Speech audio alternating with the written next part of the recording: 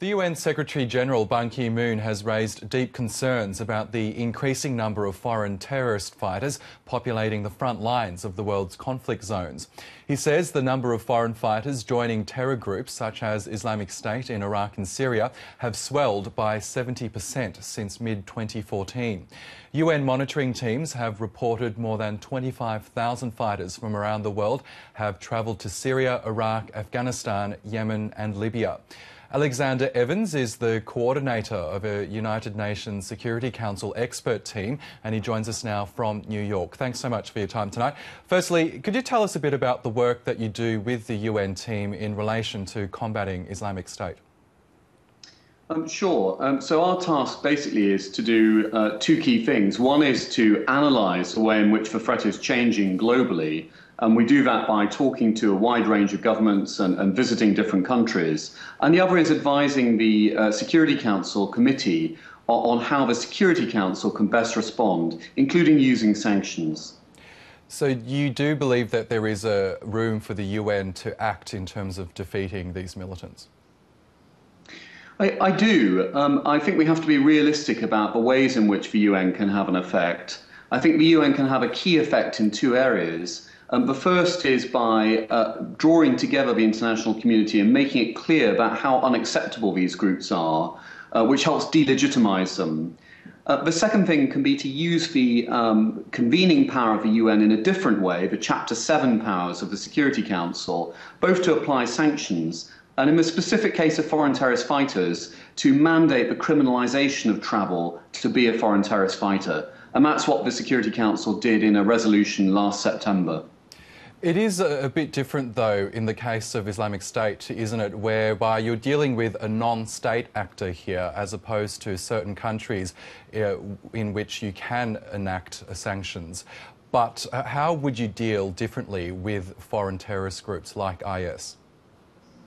So one of the challenges of ISIL is the way in which it's regained money. It's the best capitalized terrorist group for a very long time.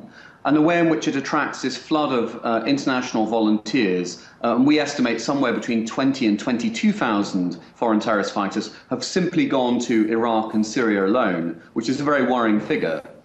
What can be done to challenge that? I think, obviously the menu of actions goes far beyond what the UN itself can do. A lot of this is going to be about what individual countries do, particularly those that are most affected by these groups. But when it comes to foreign terrorist fighters, the key ingredient is how do you prevent people from going in the first place? And then for the people who return, how do you effectively screen them and track them to make sure they're not going to be a threat to their country of origin or indeed to third countries? Yes, many countries around the world, including Australia, are looking at that very question, what to do with foreign fighters who want to return to their home country. In Australia, there's talk about stripping citizenship from these foreign fighters who want to return. Well, others say that's counterproductive. Others say you could use them as effective tools to de-radicalise other potential fighters. What's your view? What should be done for those who want to return? So we don't have a specific recommendation about how every country should respond, because I think the situation is going to differ country to country. But evidently, one of the key ingredients here is putting in place both a strategy and the machinery to be able to properly assess returnees when they come home, and also to properly track which ones might pose a threat. So in some cases, that might be appropriate to prosecute. In some cases, it might be appropriate to try to rehabilitate. And one of the key questions countries are grappling with, including Australia, is actually, do you let those individuals return to your country in the first place? In terms of the fight against Islamic State, what we're seeing at the moment from the US and its allies are a series of air campaigns against certain targets in Iraq and Syria against the fighters. Do you believe this is a right strategy or a strategy that is effective? Because we're still seeing the group spread further into Iraq and Syria. So clearly what we're doing now isn't working. Do you believe that there should be a different strategy in place? Well, look, the Security Council hasn't taken a position on some of the international military actions in Syria or Iraq. But what has been very clear is that there is going to be a response, and there is being a response by both the governments of Syria and Iraq against these groups.